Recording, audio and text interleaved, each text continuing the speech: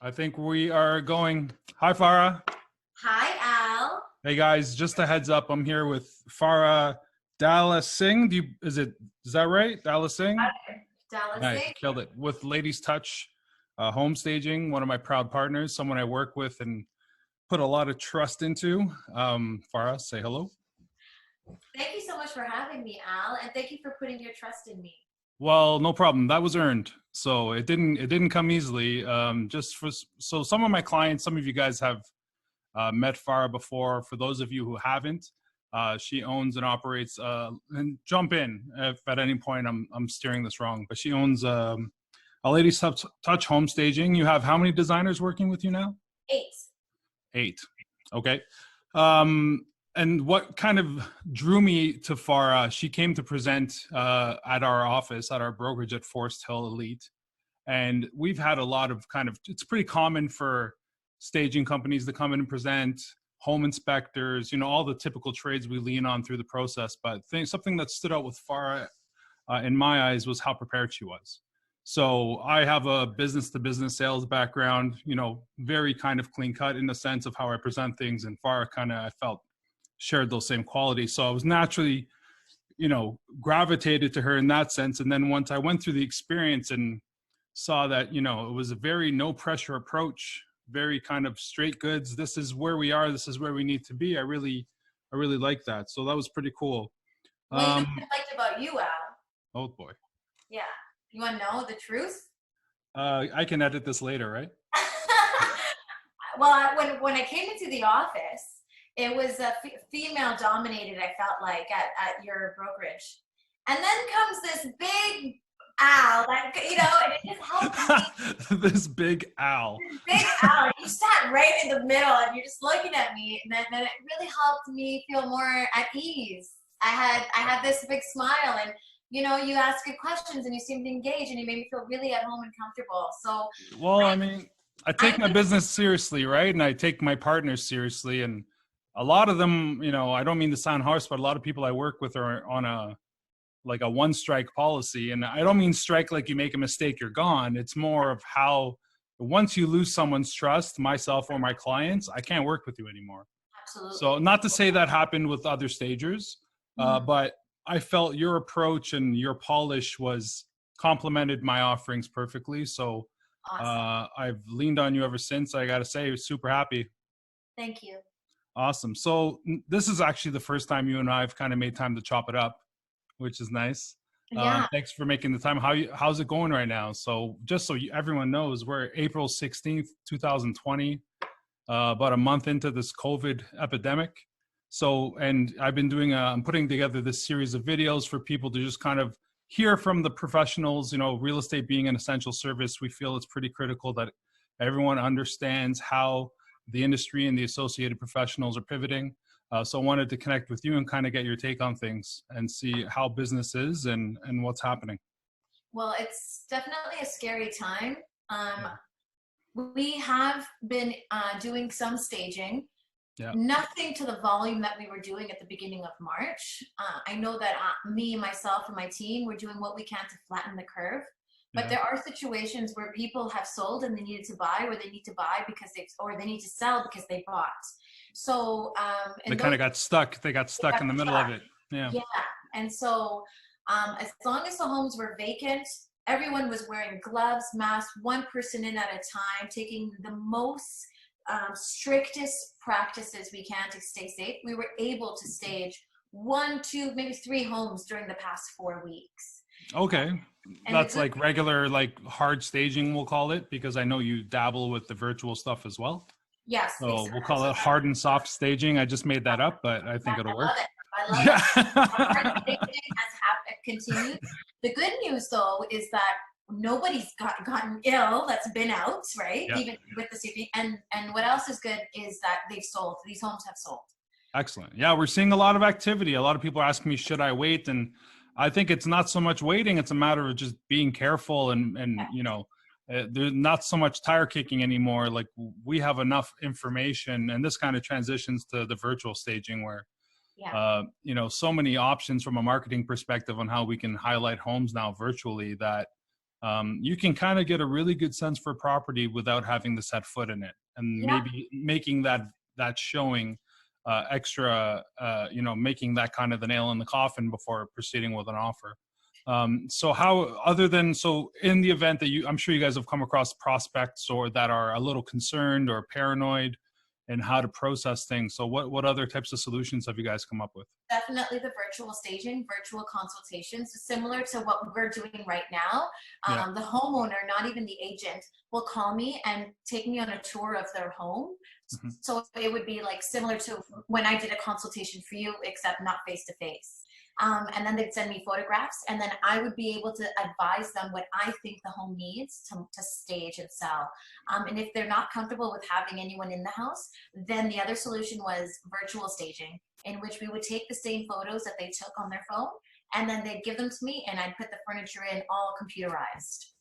Okay, that's interesting. So how does that work? Like when you say you put them in digitally, does that tie into a virtual tour, or are these just for stills, or? Yeah, no, they're just stills. They're just stills. I can even show you some of the work that we did for a couple of clients. I think I can bring it up here. Yeah, if you want to screen share, let us see some Yeah, sure. stuff, because I've used it once. I had a client who was it was before the pandemic. I had a client who was a little more price conscious Yeah. and didn't want to spend the money on the staging.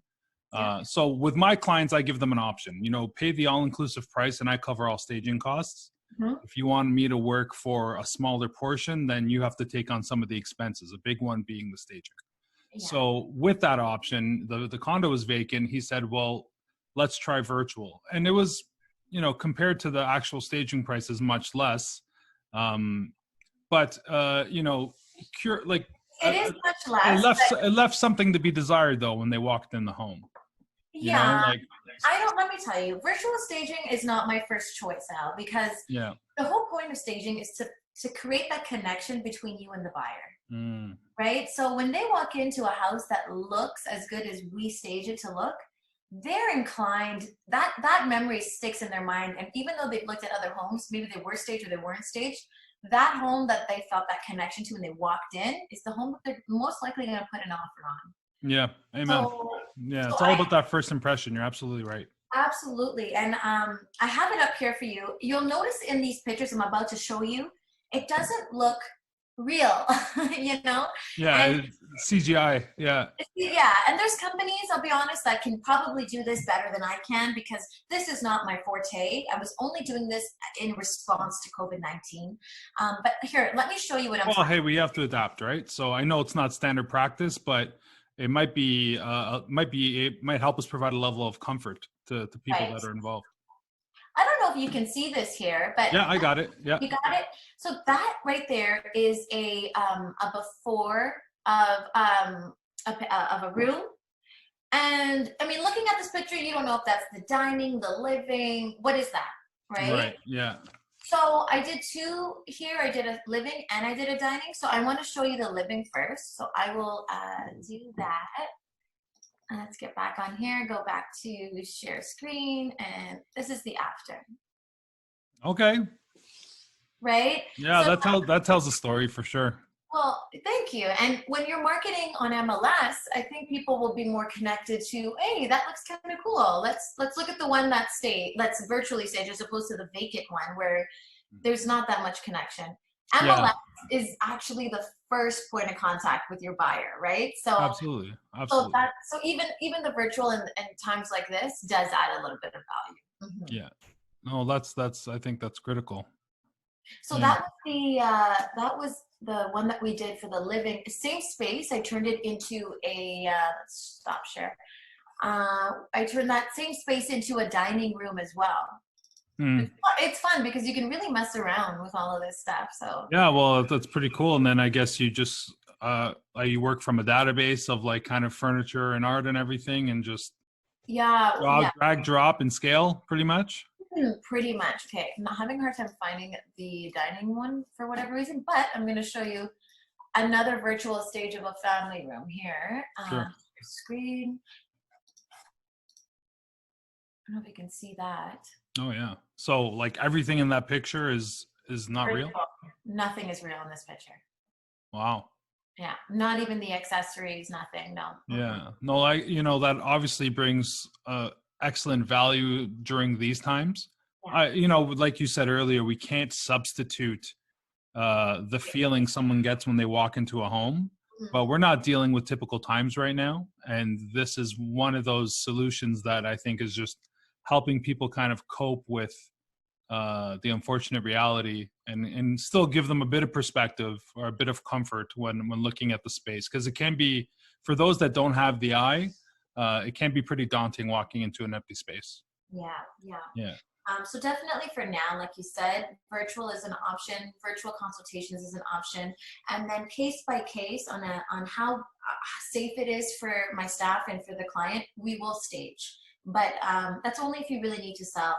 I still So yeah, go on. I Sorry. really think this is a time where we still need to wait and see, if you Mm, don't have an urgent need to sell, I think we should be listening to health officials and kind of just wait it out a little longer, just a little bit longer, to make sure that that curve really is not just flattening, but going down.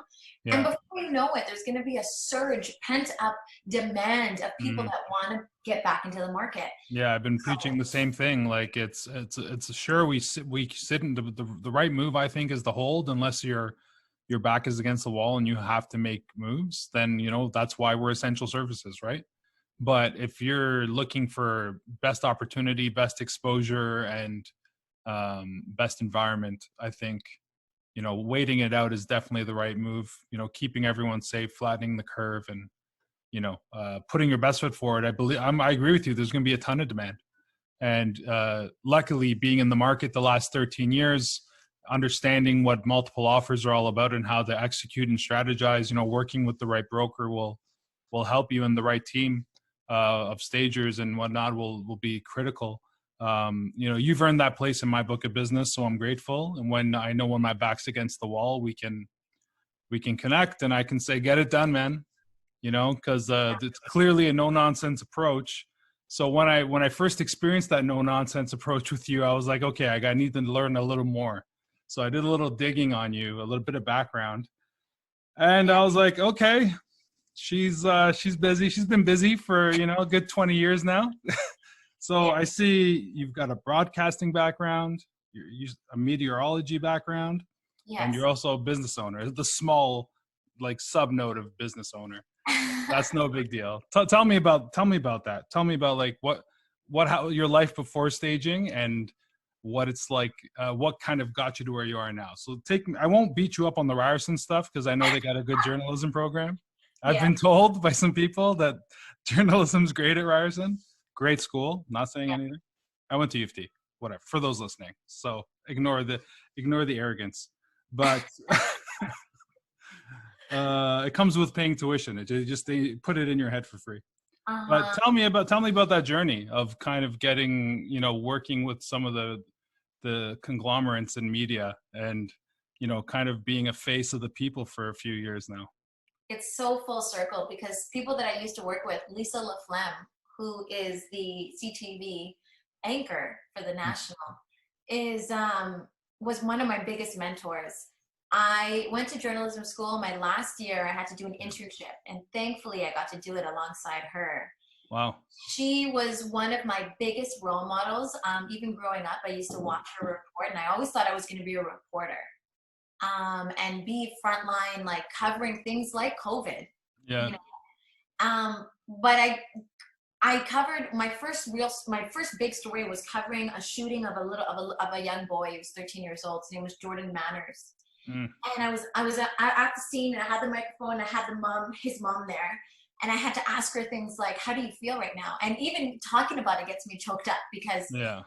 I knew I couldn't do that. I couldn't tell the story without crying. So I'm Wow. like, okay, this is not something that I'm comfortable doing. It didn't feel right, even though I went to 4 years of school. So one of my other mentors, her name's Farah, who happens to be the anchor for Global. Okay. And she's like, Rolling pretty heavy, eh? Holy. she's been a huge role model of mine. And she's Yeah. like, have you considered weather? And I was like, weather, like that's laughed at when you think of journalism and stuff. But actually it's not, because anytime there was a snowstorm in Toronto or there was like a big tornado in the Midwest or a hurricane in the Panhandle. That was the lead story. Wow. Katrina was a big story. And so that's what made me want to switch. So I applied to be a weather specialist at the Weather Network. And I loved it. I loved covering weather. And then I said, if I'm going to take this seriously, I don't want to be a weather specialist. I want to be a meteorologist. Okay. I want to know the science. And so I did a online, and this is all while I was pregnant and getting married. I did an online 3-year course with Mississippi State University to become a meteorologist. Just as like a little side hustle. Yeah, side hustle. And you know what? I took a lot of sacrifices. I married my husband and I moved away to Edmonton, Alberta to get experience. And then I moved to Saskatchewan, Regina, Saskatchewan at CBC. So I did those risks. I took big risks really young. And it paid off. I landed a job at City TV in Toronto, like the big gig as your evening. Yeah, sure. Hey, I used to live at Richmond and Peter, you know, like that was my backyard. On my corner. Yeah, right. But Richmond and Peter, that's CB24. Okay, well, come on, you know what I mean. City is done and done that. It's a 5-minute walk. It's a 5. Everything's a 5-minute walk. But you know what? I was at City and I was doing the weather and I was a meteorologist and I felt good. But at the same time, I had another desire, which was staging and designing. Well, so, like that's sorry, don't mean to call you out, but that's a little random. Like what triggered it? Yeah. Like when did you know? So my husband and we were living in Markham and I had designed my own home. And when we listed it, people were talking about the design. It was so nice. Who did this? You know, who'd you hire? And little old me, I had no experience in design. I was a meteorologist. You just had an eye for it. Just had an eye for it. And then realtors started to notice. And they were like, you think you could do that for one of my listings? It just fell into place. Really? Yeah. And so I said, okay, my husband, who is my biggest motivator, he's like, if I know you, Farah, hang on a second. He's like, why is that coming through the, okay, sorry, I have to turn that off. He's like, I can't turn a challenge down, you know? Yeah. So he's like, just try and see how it goes. And one stage and sold. This was in April of 2016. Not too long ago. Not too long ago, but that was a hot market. Do you remember when things were just popping off? It's yeah, absolutely. Very similar to what was happening in March, at the beginning of March. Yeah. So one thing led to another, and I started building inventory, building a team. Before you know it, a year later, I had a company, and I had to make a really, really tough decision, which was, do I continue this path of TV meteorology, or do I do a risk and leave everything that I've worked for the past 10 years for and start this business? And I knew, because even though you're on TV, you're the only person in studio and you're connecting with people, but they can't connect back. Yeah. With real estate, I get to connect with so many people. Yeah, it's true. That's the best part of the gig in my eyes. Like just those relationships and the victories. And not all victories are flawless, but it's the getting through, weathering those storms, or executing that perfect market strategy, or negotiating that perfect deal. It's nothing like it, honestly. People will forever remember the efforts you take. Yes. Or they should. And so. you know, I'm not going to go into your story. I don't want to say anything that it's out of place, but I find you to be very strong character as well. I think you're tenacious. I think you're such a professional, I think it's so nice to find people like yourself who have great stories and strength. And so I think I connect to that. I connect to that strength. And so I think that's why we work so well together. Yeah, well, I think we both kind of carry that no nonsense approach. I think both of us are willing to walk away from business when it's not the right business. Yeah. You know, and that's just comes down to understanding your own personal value, what you bring to the table, and only working with those that appreciate it, right? 100%. Yeah. Interesting. That's cool. So now all of that happens. You start your own company, not like many stagers. You own most of your inventory, all of it. I All own right. all of it. There was a time, in the fall and spring market where all my inventory was out. We had 30 stages in 1 month, and things needed to be turned around quickly, and I wasn't able to purchase. I Yeah. believe that if you want to succeed in staging, you should do that investment in yourself, and you should buy your own inventory, because it allows you to give realtors more incentives. Like if you need an extra week with the stuff, I'm not going to charge you a full month because I'm renting it. Um, Right. so I do invest in all of my own furniture, but when I need to turn things around quickly and my furniture is out, my last resort is to rent. Okay. I mean, well, hey, you got to do what you got to do, right? But that's good because that shows a bit of flexibility.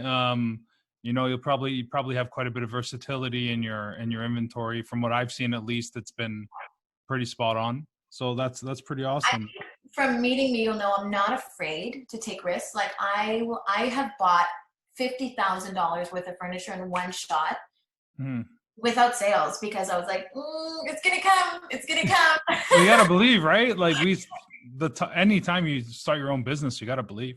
You gotta believe. And I Right. have a good following of realtors. I have a good following of staging companies Hmm. and females. And I just want to really drive that point home. Like, if you want to succeed, don't let fear dictate your decisions. Absolutely. You got to invest in yourself, right? Yeah, Why not? If it's going to be somebody, why not you, right? 100%. So now you're big time, right? You're like, I don't want to be famous on TV. I want to be big time in the real estate game. Yeah, And so now something you shared with me recently, I don't know, was it a pilot episode or the first episode of a new web series you're working on? Can you yeah. talk about that a little bit? Yeah, I love these questions. I feel like even though you went to U of T, like I was, because you're doing good here. Oh Yes. God. So my pilot episode, I have never lost that desire to broadcast, right? I still love it. And I said to myself, maybe one day I'll be able to merge my passions of broadcasting and designing and create a show. Sure. And I was interviewed to be a host for a HGTV show. I didn't get it. I wasn't selected. But I said, you know what? If they're not gonna hire me, I'm just gonna fund my own show. So I Why not? found I found a production company that did like reality TV series for businesses, and I told them my idea, and they were like, "Why not? Let's shoot it." And then the first episode comes out. This is prior to COVID, Yeah. and it was a great success. It was met with really great reviews online, and it showcased my business, and it did exactly what I wanted, merged the two. The show is about just showing the value of staging, and then Yeah. also like the drama that goes on with. Yeah. When you sent it my way, I gave it a look. I was like, usually with the first episode, there's a lot of character building. Like I'm thinking of regular TV. I've never done any reality TV setups, but when I think about television and kind of storyboarding and whatnot, the first episode's usually a pretty risk adverse approach. But you went as far as telling a story of your clients weren't happy Yeah, and you showed how you overcame that and how you were able kind of to bring it all together. And I thought that took some real courage. I thought it was a great play because it shows like, yeah, I'm not perfect, but I will get it done. yeah, Right. it's So very realistic. We had no storyboard going in there. Like right. I went in there thinking we're gonna nail this. Everyone's here, we're good, yeah. And then I get this awful message from the homeowner, and I'm like, Okay. okay. But it happens, and as I explained in the show in the pilot, like it wasn't because we're not experienced designers. There was a lot of challenges, but at the end of the day, you're going to be happy because I'm not going to sleep until you are happy. Yeah, So that's absolutely. that's the And person you want championing your biggest asset. yeah, and when championing such a large asset, like emotional management comes with our role. Like I'm essentially the point guard of the situation, and it's happens to be the handling of your most significant asset in most instances. Right. And yeah, you got to be ready for the emotions. Like, I've had clients get mad at me, I've had clients cry on my shoulder, and I've had clients try to lift me in the air in joy, only to fail because I'm a big dude. But you understand where it's like, we put ourselves in the line of fire every time, and good or bad, that's part of the gig. So I was really kind of relieved that you kind of made that connection so early and showed, hey, it's not about being a flawless designer who nails it 100% of the time. It's about connecting with your clients, making sure they're happy. You can tell there was a little bit of concern and maybe some paranoia, and naturally, right? Like, people are going to feel that way and want it to be 100%. So instead of taking it to heart, you just got it done, right? It was like you put your hat on backwards and you just, I should have done that in the show. Yeah, that may have been a little cheesy. That may have been a little cheesy. I call it going into like game 7 mode, where it's like, that's how COVID is for me right now. I feel like every day is game 7. So it's like, if we're not moving forward and pivoting with the times, we're going to get left behind. Exactly. So that's why I commend you for doing this kind of stuff. People are, they're probably bored. Yeah, and I'm sure they have questions and concerns, and like, outside of, it's not to say these facts are only relevant during COVID, but what better time to make an effort to share some knowledge of myself, as well as the partners like yourself that I lean on to run my business, and show people that there's a lot more to our hustle than just putting us, like, selling houses and staging houses. Like, the personal connections are everything. Right? Because when push comes to shove, and if my clients aren't happy, I know I can get you direct, and I know you'll be there yourself. Like, I was shocked when you told me how many people you had on your team, because I've never met any of them. I've only ever dealt with you. So that's a testament to your focus on relationships. So I appreciate that for sure. Thank you. Awesome. Farah Dhalla-Singh, correct? You got it. Ladies Touch. Ladies, hold on. I'll do this. ladiestouch.ca. That's your website as well as your IG handle, right? Yes. I'm going to, if with your permission, in the write-up, I'll add a link that you send me for that first episode of the show called Stage Your Home. Yes. Amazing. You guys check it out. Farah, thank you so much. It was a pleasure. Looking forward to seeing you in person once things aren't strange. And take care of yourself. All the best to your family. Please stay safe. Thanks, everyone, for listening. Thank you. Thank you, Adam. Ciao. Bye-bye.